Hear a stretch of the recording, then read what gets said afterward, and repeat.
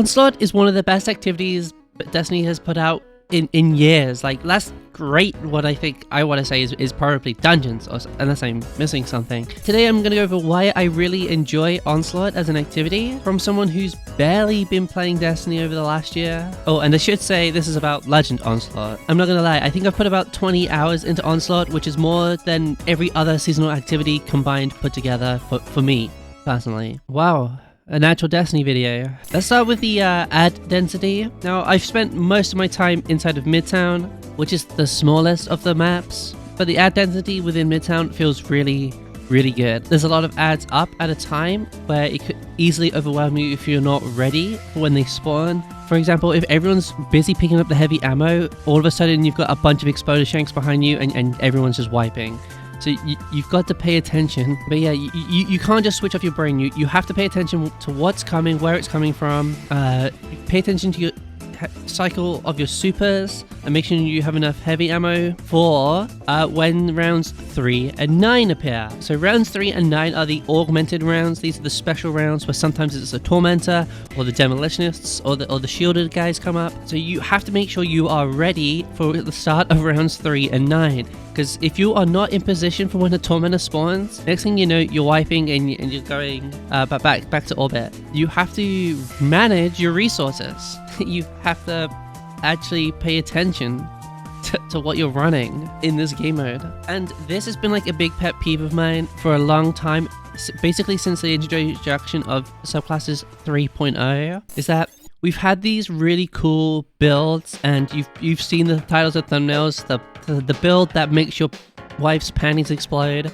Most builds haven't been useful within the context of the game until now. Obviously, they will work better than not having them, but for the most part, they're either super overkill in on-level content where, let's say, for example, Strand Suspend Warlock build. If you use that in regular strikes, it doesn't matter because everything just dies anyway. Just shoot a forbearance on the ground and it's actually just quicker. But then in GM content, where you can't chain the kills properly because of everything having too much health, the builds don't work as good. In particular in the kinds of builds that rely on volatile, ignitions, and suspend, things that requiring chaining kills, it's really hard to do in GM content because of everything having too much health. So the best thing to do in GM content is just run like Well of Radiance or Tether, keep yourself alive and stay at the back of the map with a long-range weapon. Midtown is a map that requires you to be in pretty close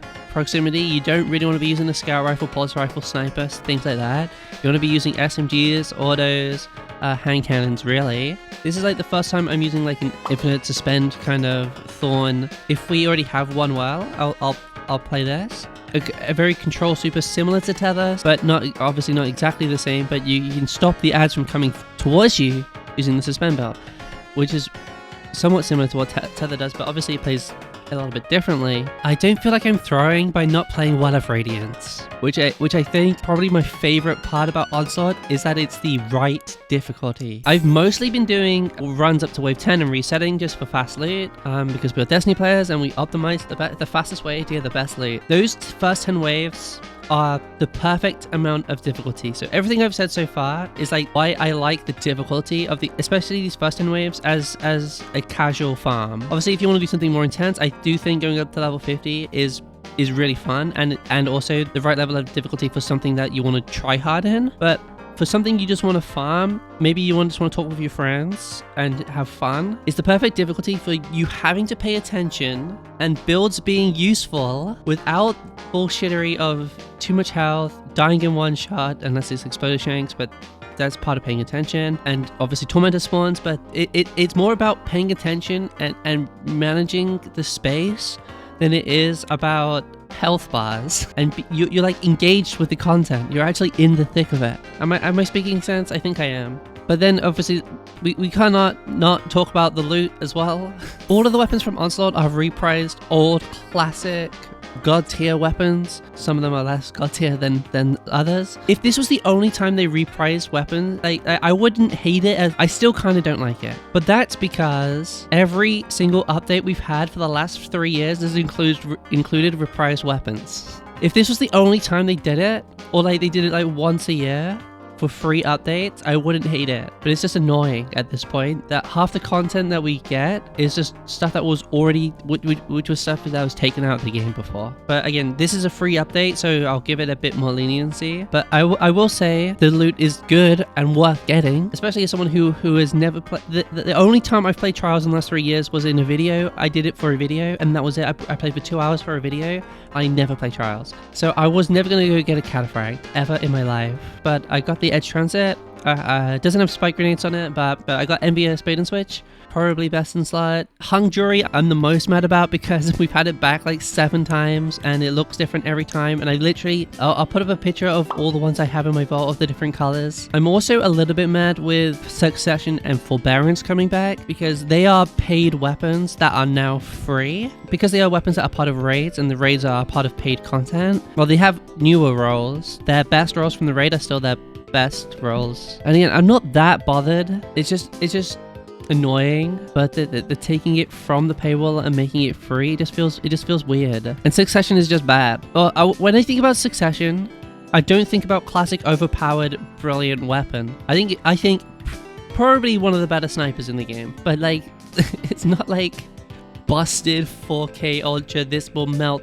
everything. It's just like a pretty good, pretty decent sniper if you want to use the sniper in PvE. But Midnight Q, I got Firefly 1 for all last night on a roll, and it feels so good. The loot is really good. My favorite thing about the loot, and I've not even mentioned this yet, and why I kind of like dungeons, none of the loot is craftable, and it's great. In my opinion, crafting is the quickest way to get people to stop playing an activity. Once you have all the red borders from a raid and plus the exotic, there is no reason to do that raid again. And there's no point keeping any other rolls you get, any normal rolls, because even if it's like a 4 out of 5 roll, it doesn't matter because in a couple of weeks you'll just have the perfect one anyway. I get that crafting is there for people who can't grind all the time, but if they want to keep crafting, either the best rolls can't be crafted, like certain perks are just not available for crafting, or enhanced perks only drop from regular rolls. So if you want to craft a roll, you can, but it can't be enhanced. You have to get the enhanced version to drop for you. Some way to make the crafted roll not be the best roll in the game. I don't know what the exact solution is. You haven't got the roll that you want yet, but you can make something that will serve you well until you get the one that you want. And also the fact that you can grind loot pretty quickly is also great. From me just grinding wave 10s over and over again, it takes about 10 to 12 minutes to do the 10 rounds, as long as doing a strike really, but you get 2 drops on legend. From my experience, about 90% of the time you get at least one of the weapon that you're attuned to inside of the Hall of Champions, and then the other one could be the same, or the other one could be a different weapon, but most of the time I get at least one of the one that I'm currently farming for, which I think is pretty good because that way I can focus the one that I want right now. But whilst I'm still trying to get other rolls for the other weapons, I'm still supplementally getting them in anyway. Right now, that feels fine, but again, maybe in the future once I have everything but the one, that's going to be a bit tiring and annoying. Basically, what I'm saying is I really like this activity. The difficulty is great, the loot is great. All I can really say is that I hope they update it and maybe add a couple new maps. And again, I've not really talked about the maps specifically, but I don't mind them reusing PvP maps for this specifically. Midtide and Vostok are good spaces. Maybe every 6 months or so, swap out the weapons in there, kind of like how they do for Trials and Iron Banner, where they take like 2 away and put 2 new ones in. Yeah, and maybe add obviously new enemy varieties too, stuff like that. But overall, I think it's. I hope Onslaught gets updates and more updates than ever. I hope they stop making battlegrounds. Thanks for coming to my TED Talk. Oh, and you should probably like and subscribe. Thank you.